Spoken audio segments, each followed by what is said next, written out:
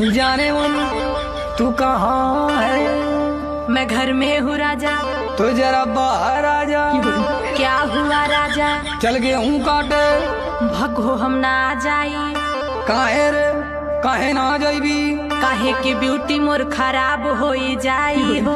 कटी ना गेहूं तलिया के खियाई हो। जेली आयल हवे उहेला के खियाई हो। हाथ में कपलिया के देव घवाई हो। तोहे हम गेहूं काटे वाली लगत हई का? तक कतही कमा रानी जी तू हई का? लेके दहेज आइल बानी नई हरे से।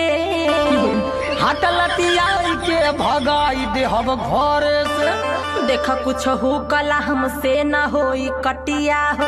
तका दिन भर बैठ के तोड़बू घर में खटिया हो। देखा हमसे न जबरी कटिया तू करावा हो। और आई पकड़ा ता तारी आ चल के चुपचाप गेहूं तू